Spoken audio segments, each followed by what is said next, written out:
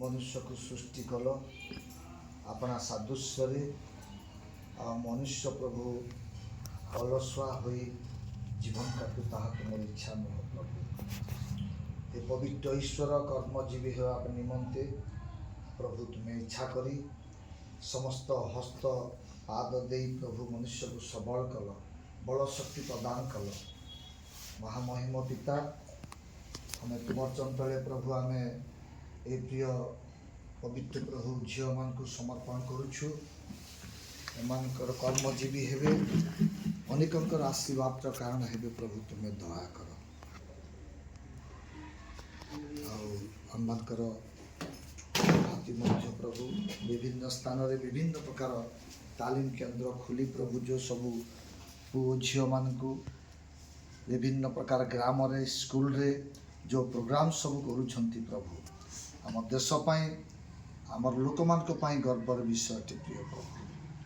आहरी तुम्हें शक्ति दियो सामर्थ्य दियो विभिन्न स्पॉन्सर जोगे दियो प्रभु तुम्हें दया कर प्रभु सब महिमा सब गौरव तुम्हें दियो यीशु का नाम रे मांगिलो आमेन। माँ माने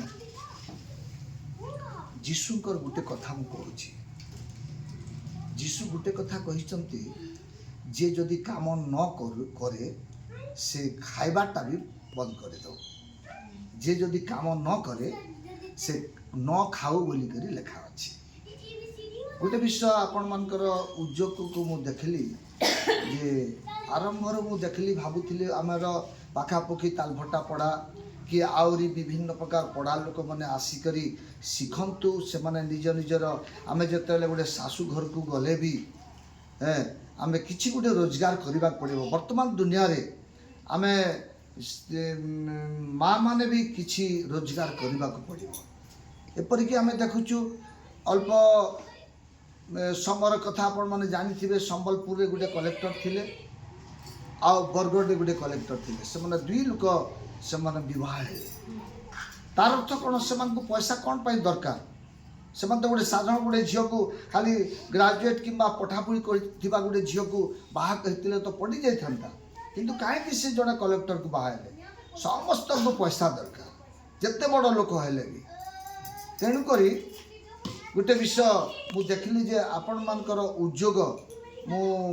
से झील घर पाक मु प्राय जाए पाखु क्षीर भी लेकर आसे गोटे विषय देखे पचारू था मुझे एक्चुअली आपण माने जो